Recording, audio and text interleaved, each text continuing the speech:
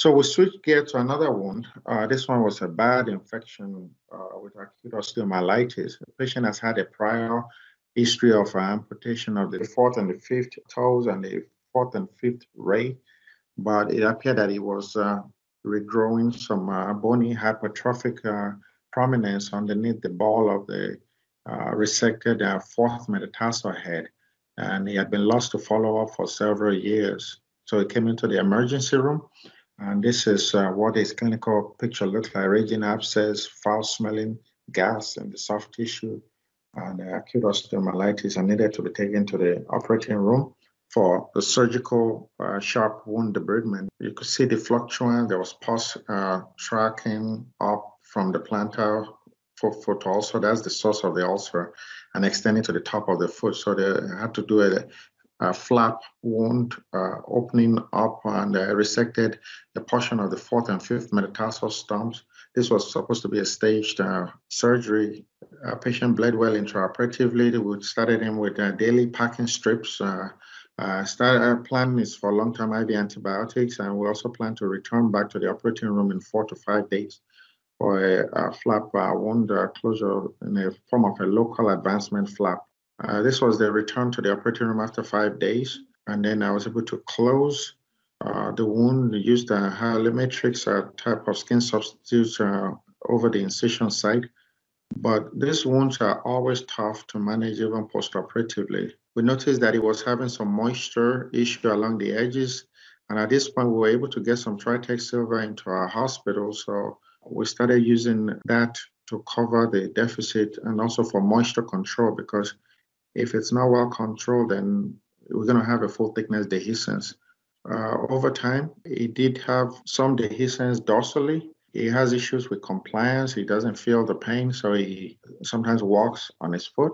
We do not have the two-layer Coflex in the hospital, so we just use the ACE wrap for his compression wrap. But when it comes to the office, we started him on some two-layer Coflex type compression wraps, in addition to the moisture control Tritech Silver dressings. Eventually, we removed the sutures. He still had some areas of the wound that needed some help, that required sharp excisional debridement over time. You could see slightly moisture along the edges and hyperkeratotic rim.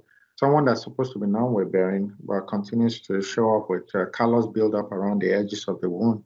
That shows you that sometimes about the level of compliance, that most of the time when you tell them not to be weight bearing on the area of the ulceration, they don't observe that, or they don't follow that instruction. So serial debridement, Tritech Silver wrap, compression wrap. You see the two-layer wrap being applied on that same foot. The wound continues to reduce, albeit slowly. We do serial sharp debridement. This is what the Tritech Silver dressing did look like when we removed the dressing. And you can see it has a lot of drainage still coming from the wound site. This was when we were cutting the Tritech Silver. At some point, we stopped cutting it and we utilized the whole of the silver dressing for the wound. Continuing treatment, application. Wound bed is nice and red and pink. And at this point, we decided for subsequent visit to use a skin substitute. This is the compression wrap in place. That helped a lot with getting the edema under control. It continues to reduce. You still see drainage there. It's also because the patient puts weight on it. But we continue to have epithelialization. This was the Hyomatrix applied in there, and then we used that Tritech Silver covering over the area as a secondary dressing, and a compression wrap with that. And gradually continued epithelialization, continued reduction in the sizes of the wound. At some point, if we run out of the Tritech Silver, we use the Ultra Silver foam dressing. The goal is moisture. You could see it's not as macerated along the margins of the wound anymore. This was a border dressing that was applied to cover the area. The one thing that's consistent is the compression wrap as well.